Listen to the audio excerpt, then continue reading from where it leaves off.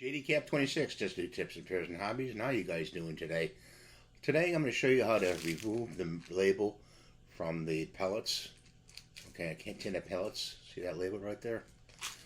So, okay, well, any sharp object will do. We got this seal that goes right around here, and it's a pain. Okay, there's a little rib there, right? See right there? Okay, you want to cut underneath that. So you could use a screwdriver, and you could take the edge of the screwdriver and cut along it. Okay, right around, holding it like this. Okay. You could also take a punch like this, and it's sharp, and do the same thing. Be very careful.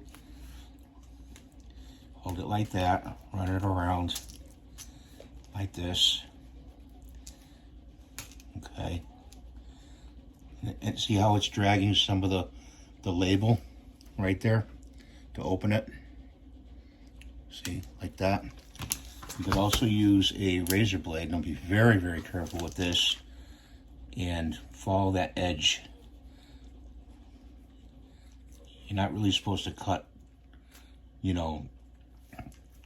towards you, but you got to go very slow.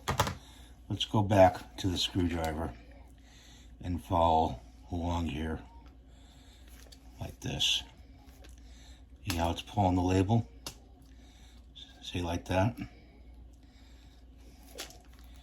Go all the way around till you get to the other side, and then like that, you got them open. Then afterwards, you could just, peel this off if you want. Take it like that and peel, if you want to be fussy about it, peel the residue off.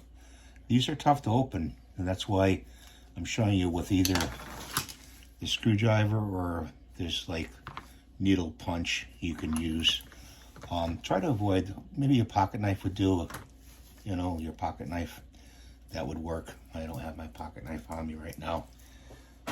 But that's how you open it. You just, you could peel this off afterwards.